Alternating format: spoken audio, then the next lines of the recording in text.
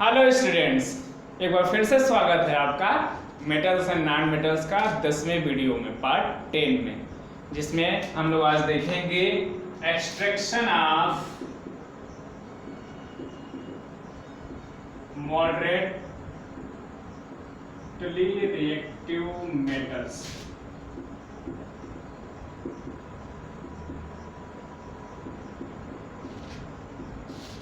पिछले वीडियो में highly reactive metals का एक्सट्रैक्शन हम लोग देख चुके हैं।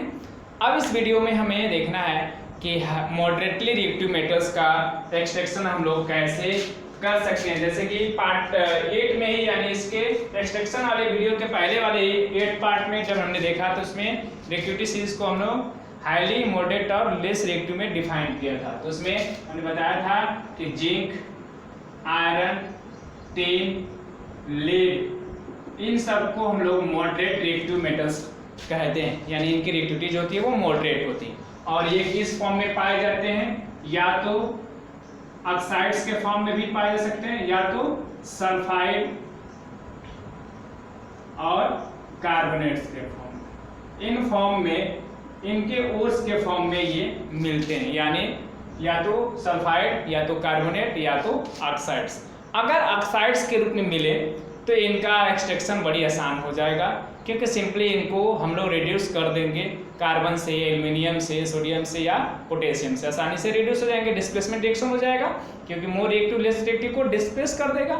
ठीक है, लेकिन अगर ये कार्बोनेट्स और सल्फाइड्स के रूप में पाए जाते हैं तब इनका प्रोसेस जो होगा थोड़ा सा लेंथी हो जाता है। उनको भी अगर सल्फाइड के रूप में पाया गया, जैसे अगर जिंक सल्फाइड के रूप में पाया गया तो इसको भी पहले इसके ऑक्साइड के रूप में चेंज करेंगे, या जिंक कार्बोनेट के फॉर्म में पाया गया है तो भी पहले जिंक ऑक्साइड के रूप में चेंज करेंगे, क्योंकि जिंक ऑक्साइड के रूप में जब चेंज कर लिए तो सिंपली इसको हम लोग रिड्यूस कर सकते हैं और वो प्रोसेस आसान हो। यानी किसी भी तरह से हमें रिडक्शन करना है, अगर वो सल्फाइड के रूप में है तो भी पहले इसको ऑक्साइड में चेंज कर देंगे, कार्बोनेट के फॉर्म में तो भी पहले इसको ऑक्साइड में चेंज कर देंगे, उसके बाद रिड्यूस कर देंगे, मेटल हमें मिल जाएगा। ठीक है, तो अब कुछ एग्जांपल लेके जैसे करें कि अगर जिंक की ही बात करें, जिंक, तो जिंक दो फॉर्म में पाया जाता है, एक जिंक सल्फाइड के फॉर्म में, एक जिंक कार्बोनेट के फॉर्म में। तो अगर ऑक्साइड के फॉर्म में तो सिंपली हमने रिड्यूस कर लिया, लेकिन अगर सल्फाइड और कार्बोनेट के फॉर्म में है तो इनका प्रोसेस जो होगा वो डिफरेंट हो जाएगा। अगर सल्फाइड के फॉर्म में है, अगर कोई और सल्फाइड और है और कोई और कार्बोनेट और है, तब क्या करेंगे? सल्फाइड और है तब क्या करेंगे, और कार्बोनेट और है तब क्या करेंगे? अगर सल्फाइड और है, जैसे कि एग्जांपल जिंक सल्फाइड, तो इसको हम लोग पहले क्या करेंगे, तो जो प्रोसेस यूज होता है उसको हम लोग कहते हैं रोस्टिंग। और अगर कार्बोनेट और है तो इसको हम लोग, जैसे जिंक कार्बोनेट है तो इसका हम लोग करते हैं कैल्सिनेशन। दोनों में अलग अलग प्रोसेस यूज होगा। अगर सल्फाइड और है तो दूसरा प्रोसेस, और कार्बोनेट और है तो दूसरा प्रोसेस। दोनों प्रोसेस में करते क्या, अगर जैसे जिंक कार्बोनेट है तब क्या करेंगे, तो इसको हम लोग क्या करते हैं कैल्सिनेशन में, एक ऐसा प्रोसेस जिसमें हम लोग उसके ओर को स्ट्रांगली हीट करते हैं इन absence of air. Absence of air यानी एयर को हटाकर वैक्यूम क्रिएट करके उसको स्ट्रांगली हीट करते हैं, तब ये अपने ऑक्साइड के रूप में चेंज हो जाता है। जैसे अगर जिंक कार्बोनेट है तो इसका कैल्सिनेशन करते हैं तो ये चेंज हो जाता है जिंक ऑक्साइड, और कार्बन डाइऑक्साइड अलग हो जाता है जब इसको कैल्सिनेशन, यानी कैल्सिनेशन का मतलब हुआ a process in which a carbonate ore is heated, strongly heated in absence of air और ऑक्सीजन। स्ट्रांगली हीट किया जाता है इसको जब इन अब्सेंस ऑफ ऑक्सीजन, तो इसको कहा जाता है कैल्सिनेशन। जबकि रोस्टिंग क्या है, एक ऐसा प्रोसेस जिसमें हम लोग उसके किसी मेटल के सल्फाइड ओर को स्ट्रांगली हीट करते हैं इन प्रेजेंस ऑफ एयर। यहाँ पे इन अब्सेंस ऑफ एयर है और यहाँ पे इन प्रेजेंस ऑफ एयर, बस इतने का डिफरेंस है। यहाँ पे इन अब्सेंस ऑफ एयर और यहाँ पे इन प्रेजेंस ऑफ एयर। जैसे इन प्रेजेंस ऑफ एयर करेंगे इसको हीट, रोस्टिंग इसका करेंगे जैसे, तो ये चेंज हो जाएगा जिंक ऑक्साइड में, और सल्फर डाइऑक्साइड अलग हो जाएगा। ठीक है, जैसे इसको हीट किया हमने इन प्रेजेंस ऑफ एयर, तो ये जिंक ऑक्साइड और सल्फर डाइऑक्साइड में अलग हो गया। तो कैल्सिनेशन में क्या करते हैं हम लोग, कार्बोनेट ओर को स्ट्रांगली हीट करते हैं इन एब्सेंस ऑफ एयर, जबकि रोस्टिंग में हम लोग सल्फाइड ओर को हीट करते हैं इन प्रेजेंस ऑफ एयर। दोनों केस में हमें ऑक्साइड मिल जाता है, और जैसे ही ऑक्साइड मिल जाता है तो इसको रिड्यूस कर देते हैं, कार्बन से कर दिया तो जिंक मिल गया और ऑक्सीजन अलग हो गया। ठीक है, तो अब इसको एक बार फिर से देखते हैं एकदम रियल वाइज कि कैसे कैसे क्या क्या होता है।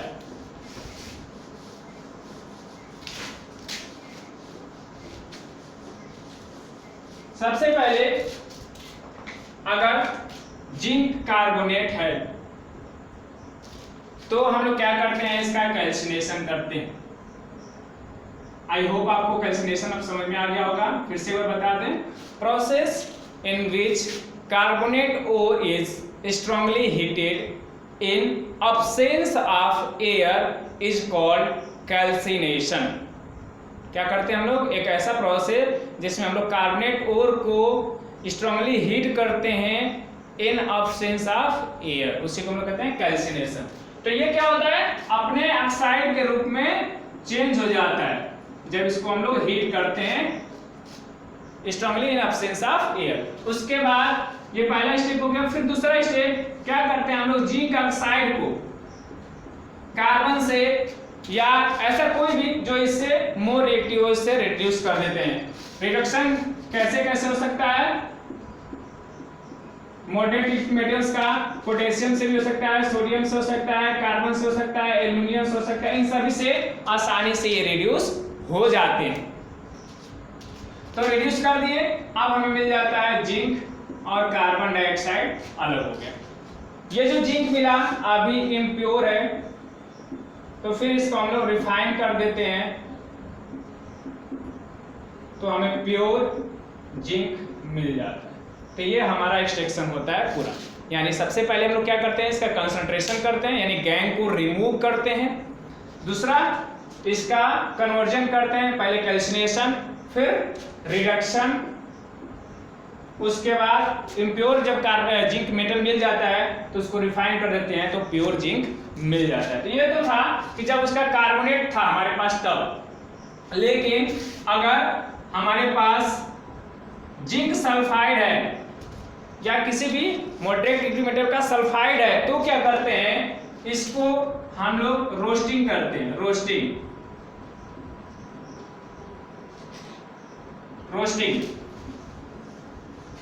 जब रोस्टिंग होता है इसका, तो रोस्टिंग क्या होता है, इन प्रेजेंस ऑफ एयर, तो ये चेंज हो जाता है जिंक ऑक्साइड में और सल्फर डाइऑक्साइड गैस रिलीज हो जाता है। ठीक है, उसके बाद इसका सेकेंड स्टेप जो होगा, इसको भी हम लोग क्या करते हैं, जिंक ऑक्साइड जो यही प्रोसेस हुआ है वो भी सेम, यहाँ पे भी रिडक्शन, तो जिंक अलग और कार्बन डाइऑक्साइड अलग, तो हमें यहाँ पे इम्प्योर जिंक मिला। फिर इसको हम लोग रिफाइन कर देते हैं, हमें प्योर जिंक मिल जाता है। तो ये तो था reduction with carbon, reduction with carbon. लेकिन मान लीजिए हमने बताया कि इन सब से कर सकते हैं हम लोग, पोटेशियम से, सोडियम से, कार्बन से, एल्युमिनियम से, इन सब से हम लोग रिडक्शन आसानी से कर सकते हैं। तो जैसे मान लीजिए हम लोग दूसरा देख लें, रिडक्शन विथ एल्युमिनियम। एल्युमिनियम से हम लोग रिडक्शन कैसे कर सकते हैं, जैसे मान लीजिए हमारे पास मैंगनीज ऑक्साइड है MnO2, मैंगनीज अपने सल्फाइड या किसी भी फॉर्म में मिला है, हमने उसको ऑक्साइड में चेंज कर लिया, ऑक्साइड के फॉर्म में ही मिला है, तो हमने क्या किया है, अब इसको सिंपली एल्युमिनियम से रिड्यूस कर दिया, तो ये बन गया Al2O3 और Mn अलग हो जाएगा। बैलेंस कर लीजिए आप।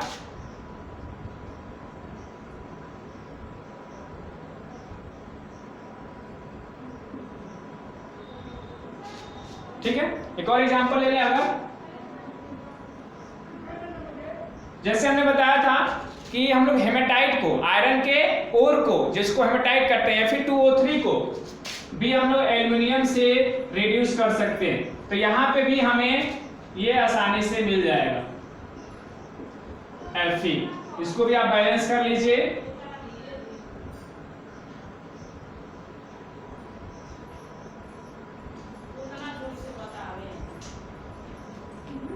ये बैलेंस हो गया, ये Fe2 तो यहाँ पे भी है, ठीक है।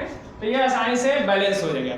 तो हमें यहाँ पे भी आयरन आसानी से मिल गया, यहाँ पे मैग्नीज आसानी से मिल जाएगा। तो रिडक्शन विथ एल्यूमिनियम, और इस रिएक्शन को स्पेशली एक थर्माइट रिएक्शन कहा जाता है, और ये एग्जाम में पूछा जा चुका है, तो ये इंपॉर्टेंट लगा लीजिए। थर्माइट रिएक्शन किसको कहा जाता है, ये इंपॉर्टेंट है। मतलब एक ऐसा रिएक्शन जिसमें जो आयरन मेटल होता है ये मोल्टेन स्टेट में होता है और काफी ज्यादा हीट इसमें रिलीज होती है, और ये जो रिएक्शंस होते हैं वो रेलवे पटरियां जो होती हैं उसमें भी ये यूज होते हैं उनको कंस्ट्रक्शन में। तो ये रिएक्शन जो होता है थर्माइट रिएक्शन, ये बोर्ड एग्जाम में पूछा जा चुका है इसी नाम से।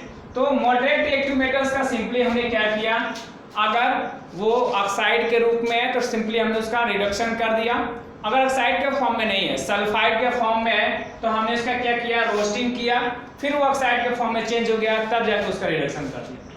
नहीं तो अगर कार्बोनेट के फॉर्म में है तो कैल्सिनेशन कर दिया, फिर ऑक्साइड के फॉर्म में चेंज हुआ, तब जाकर रिडक्शन कर दिया। उसके बाद मेटल हमें मिल गया तो फिर हमने उसको रिफाइन कर देंगे। लेकिन इस पे एक और क्वेश्चन बनता है, इन जो टर्म्स अभी इन्वॉल्व हो रहे हैं यहाँ पे, कैल्सिनेशन और रोस्टिंग, ये टर्म ही कई बार पूछ लिए जाते हैं, इनका डिफिनीशन पूछ लिया जाता है या फिर इनमें डिफरेंस पूछ लिया जाता है। कैल्सिनेशन और roasting,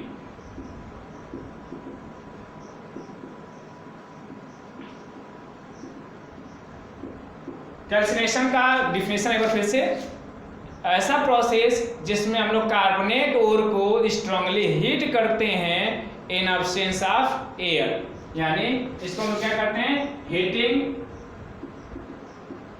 in absence of air. और किसको, कार्बोनेट ओर को। और यहां पे क्या होता है, heating in presence of oxygen, किसको, सल्फाइड हो। इस चीज को बस याद रखना आपको, कैल्सिनेशन में क्या होता है और रोस्टिंग में क्या होता है। वो रोस्टिंग टर्म तो काफी सुना ही होगा आपने कि रोस्ट कर दिया टिकटॉकर्स को, कई यूट्यूबर्स ने टिकटॉकर को काफी रोस्ट किया है, काफी फेमस हुआ है, और एक दो लोग तो कुछ ज्यादा इसकी वजह से ही फेमस हो गए। तो ये टर्म रोस्टिंग याद रखिएगा कि रोस्टिंग में क्या करते हैं हम लोग, प्रेजेंस ऑफ ऑक्सीजन के हीट करते हैं, इसको एकदम गर्म करके तावे पर रख देते हैं जल जाए, उसको हम लोग कहते हैं रोस्टिंग, ठीक है। तो ये हम आप यहाँ पे मॉडरेट रिएक्टिव मेटल का इंस्ट्रक्शन देख चुके हैं कि क्या क्या करते हैं और कैसे होता है। हाईली रिएक्टिव मेटल्स का भी हो गया और मॉडरेट रिएक्टिव मेटल्स का हो गया। अब इसके बाद बचता क्या है, लेस रिएक्टिव मेटल्स का इंस्ट्रक्शन, तो उसको हम लोग देखते हैं नेक्स्ट वीडियो में। इस वीडियो में बस इतना ही, पसंद आया होगा अगर तो लाइक कमेंट सब्सक्रिप्शन शेयर सब कुछ कर लीजिएगा। मिलते हैं नेक्स्ट वीडियो में, जय हिंद।